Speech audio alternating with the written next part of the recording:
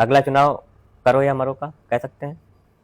नहीं, चुनाव तो जब तक जीवन है आप लड़े कहिए। जाएंगे। हमारे पिता लगातार लड़ते रहे, जब तक पार्टी मौका देगी तब तक हम लड़ते रहेंगे। मतलब ये आप सवाल ऐसा क्यों पूछ रहे हैं? मतलब 2012 के इतिहास कुछ याद आ रहा है थोड़ा थोड़ा। नहीं नहीं।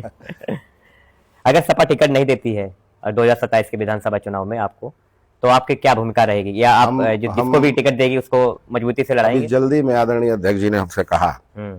कि प्रमुख क्या करोगे अगर तुम्हें टिकट ना दें तो क्या करोगे? तो हमने कहा आप सरकार बनाओ, अगर गर्दन हमारी कट के कभी चढ़नी हो तो हम चढ़ा देंगे।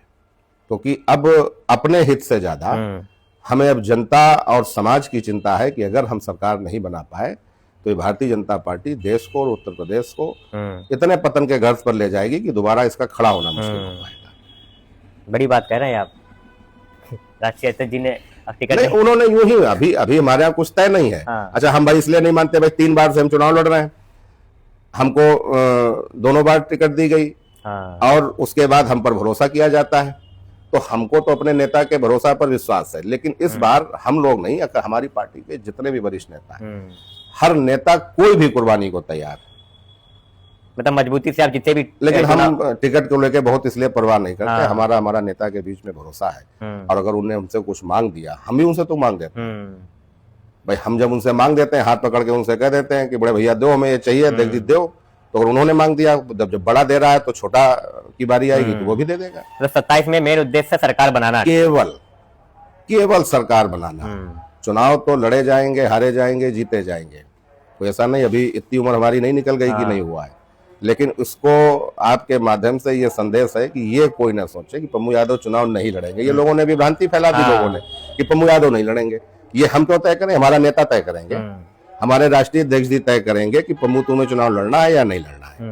उन्होंने कहा कि हम बुला के तुम्हें बताएंगे, या जैसे भी जो भी वो निर्णय लेंगे उसका हम सम्मान करेंगे। हाँ, ये हम आपको इतना कह दें कि 2012 का घटनाक्रम नहीं होगा। ये बड़ी बात कर रहे हैं, अच्छी बात है जो कि पार्टी के लिए। देखिए 2012 में वो एक इंसिडेंट कह सकते हैं, वो एक घटना घटी चूंकि हमारे पिता की डेथ हुई, और हमने संगठन में अपने को साबित किया, और पार्टी हमें टिकट देना चाहती थी, जबकि राष्ट्रीय अध्यक्ष जी बीच में भी, जो इस समय के राष्ट्रीय अध्यक्ष हैं, वो टिकट बीच में बदलना चाहते थे। लेकिन उस समय ऐसी स्थिति थी कि माननीय नेताजी की और डॉक्टर अशोक वाजपेयी का बड़ा पुराना संबंध था, वो उन्हें भी मना नहीं कर पाए। और मेरे लिए खुद को साबित करना यह जरूरी था कि विश्राम सिंह यादव जी ने जो इस जनपद में समाजवादी को स्थापित करने में रही है, तो खुद को स्थापित करने के लिए हमें राजनीति में निर्णय लेना पड़ा। अब उसको आप गलती भी कह सकते हो, कभी कभी लगता भी है कि हमसे गलती हुई, हमारे नेता के बीच में कुछ दूरी भी आई, लेकिन फिर वो दूरियां खत्म हुई। फिर हमें 17 में भी टिकट दिया, 22 में भी दिया, आज सब स्थिति सामान्य है। यूजीसी का विवाद देश में चल रहा है, क्या कहना चाहेंगे इस पे? एक कमेंट भी आया था किसी सज्जन पुरुष का, ठाकुर शिवंत सिंह तोमर जी का, कि यूजीसी पे सवाल जरूर पूछना। ऐसा है कि यूजीसी जो ये बीजेपी ने किया है, या जो लागू किया है यूनिवर्सिटी ग्रांट कमीशन में परिवर्तन, हमारा तो सोच सीधे यही है कि अन्याय होना नहीं चाहिए, और न्याय मिलने से कोई रोक ना पावे। उसकी जो भी, उसके एक्ट की जो भी खामियां और कमियां हैं, अब जिस तरीके से कंट्रोवर्सी खड़ी करी जा रही है, मुझे तो ये सीधे लग रहा है कि हर भाई सरकार तुम्हारी है, तुम्ही ने बनाया है, और तुम्हारे ही लोग उसका विरोध कर रहे हैं। तो हमें लगता है बीजेपी के अंदर खाने में कुछ गड़बड़ चल रही है, एक दूसरे को नीचा दिखाने को लेकर ये सब करे ना, कि बहुत बड़ा ऐसा कोई मुद्दा नहीं है। भाई विश्वविद्यालय एक ऐसी संस्था है, या डिग्री कॉलेज, या जितनी भी शैक्षिक संस्थाएं हैं, वहां पर जब बच्चा पढ़ने जाता है तो बहुत जाति के आधार पर होता नहीं। लेकिन हाँ, कुछ संस्थाएं हम ये मानते हैं, जैसे अगर हम बात कर लें तो जेएनयू की बात कर लें, डीयू की भी बात कर लें कुछ जगह, और एमयू की भी बात कर सकते हैं। कुछ बड़े संस्थान हैं जहां पर बड़ी संख्या में छात्र पढ़ते हैं, तो वहां 1% 2% छात्र ऐसे हो सकते हैं जो किसी मानसिकता से ग्रसित होकर कहीं शोषण किसी का करना चाहते हैं। चलिए, बहुत अच्छी बात बताई आपने। हम रैपिड फायर कर लेते हैं। कुछ मैं नेताओं के नाम लेंगे, आप एक लाइन में या एक मिनट का टाइम लेकर जवाब दे सकते हैं। नरेश अग्रवाल, पूर्व सांसद, मौका परस्त और विचारहीन नेता, उनकी कोई विचारधारा नहीं है। जयप्रकाश रावत, सांसद हरदोई, अच्छे आदमी है, किस्मत के धनी है। अभी नरेश अग्रवाल जयप्रकाश के बीच में कुछ तनाव नजर आया था परसिमन को लेकर। हमको क्या पता भाई, वो दोनों बड़े नेता हैं, दोनों कई कई बार के मंत्री विधायक सांसद रहे, उनकी पार्टी में क्या चल रहा है वो जाने। हमारी पार्टी का कुछ हो तो बताओ, हमारी पार्टी में कोई टिकट मांगने आ रहा हो तो हमसे पूछो। माधवेंद्र प्रताप सिंह रानू विधायक सवाईपुर, क्या कहना चाहेंगे इसके बारे में? बड़ा कठिन सवाल पूछ दिया। अच्छे आदमी है, बाई नेचर एज ए व्यक्ति तो अच्छे इंसान। रजनी तिवारी विधायक मंत्री, आराम तलब नेता है। सुभाष पाल, एक मिनट, हमने इसलिए आराम तलब नेता कहा कि वो हमारे क्षेत्र से 2 बार विधायक रही, अभी शाहबाद में है, 2008 का बाई इलेक्शन जीती, फिर वो 12 जीती। उन्होंने अपने कार्यकाल में अगर कुछ बड़े काम अपनी सरकार से करा लिए होते तो आज सवाईपुर विकास के राह पर इतना न पिछड़ा होता। या तो जिस तरीके से हमारे पिता को तो मात्र 3 साल सरकार के मिले थे, तो ये स्थिति है। वो आराम तलब नेता है, उन्हें आराम से विधायक बनी, मंत्री बनी, किस्मत की वो भी धनी नेता है। और क्या क्या। सुभाष पाल जननायक, काफी चर्चा में है। जननायक और अडिग रहने वाले और अपनी दम से नेता है, किसी की रहमो करम पर नहीं, किसी भी नेता के रहमो करम के नेता नहीं है।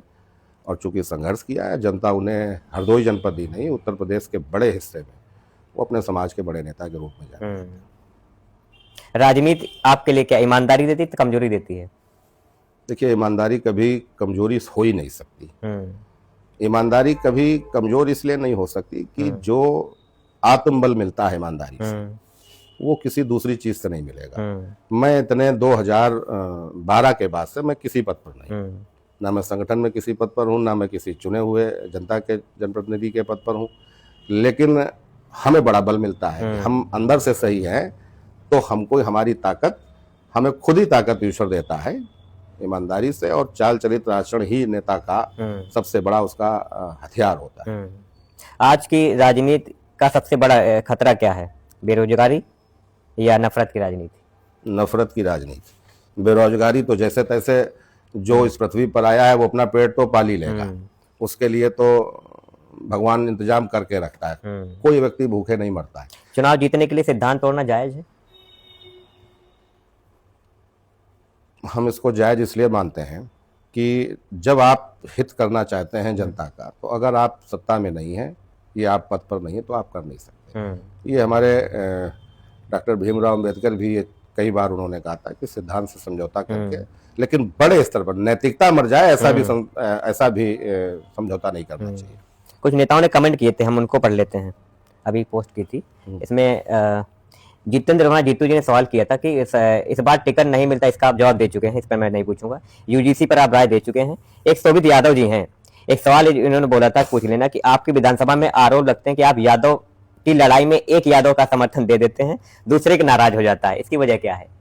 ऐसा कोई हमारे क्षेत्र में उदाहरण पेश करे, अगर कोई व्यक्ति लेके आवे कि ये 2 यादवों की लड़ाई थी, ये जिसने भी सवाल किया होगा वो इसने इसलिए किया होगा कि वो किसी पक्ष का सपोर्टर होगा और कभी कभी न्याय और अन्याय के बीच में बाकी ने कहा व्यक्तित्व शानदार है आपका, निर्णय न्याय और अन्याय के नाम से कभी निर्णय छोटे मोटे मामला समझौता से निपटते हैं, लेकिन आप घोर अन्याय किसी के संग करोगे तो फिर हम तुम्हारे साथ नहीं खड़े होते। तो हो सकता है एक आध कोई उदाहरण ऐसा रहा। एक ठाकुर सवन सिंह तोमर जी ने सवाल किया था, संघर्ष से भरा एक अनोखा व्यक्तित्व आपकी तारीफ में लिखा है, जहां जाति समीकरण हो वहां चुनाव लड़कर जीतना आसान होता है, बिना जाति समीकरण विधानसभा में इतना वोट आखिर कैसे मिल जाता है? इसका जवाब भी दे चुके हैं, अच्छी बात लिखी है आपके लिए। एक आशीष जी ने लिखा है 2027 में सरकार बनेगी तो उत्तर प्रदेश में स्वतंत्र प्रभारी मंत्री बनेंगे। काफी सपोर्टर हैं आपके। सवाईपुर की जनता के लिए अंतिम संदेश क्या देना चाहेंगे? सवाईपुर की जनता से हमारा निवेदन और अनुरोध है कि हमेशा प्रतिनिधि स्थानीय चुने, बाहर से आए किसी नेता को स्वीकार न करें। जो सवाईपुर विधानसभा की सीमा का रहने वाला हो वही उस क्षेत्र का हमारा नेता बने। दूसरा हमारा यह है कि अब जाति का जहर बहुत दिन चल दिया और सभी मतदाताओं से और कार्यकर्ताओं से अपील है कि राजनीति खूब करो, लेकिन जाति का जहर इतना नहीं अब रहना चाहिए कि जाति के आधार पर एक दूसरे के लिए दुश्मन बन जाए। और मतदान हमेशा अपने हित के लिए करना चाहिए। उधार की बुद्धि से नेता कभी ना चुनना चाहिए। यानी कि जो आपका विवेक कहता है कि हमारे हित में कौन है, कौन नेता, कौन सरकार, कौन दल हमारा हित करती है, लोगों के बहकावे पर तो हेलीकॉप्टर से नेता आके मतदाताओं को इधर उधर जाति बंधन में उलझा देते हैं, उनकी तरफ देखना बंद कर दें। चलिए, थैंक यू। ये थे पद्मनाभ सिंह पम्मू यादव जी, जिन्होंने सभी सवालों के जवाब बेबाकी से दिए। आज की बातचीत से साफ है कि राजनीति सिर्फ चुनाव जीतने या हारने का नाम नहीं है, बल्कि हर हाल में जनता के साथ खड़े रहने का संकल्प है। आपने सुनी समाजपुर की जमीनी सच्चाई, संघर्ष, आत्ममंथन और आने वाले कल की सोच पद्मनाभ सिंह पम्मू यादव जी के शब्दों में।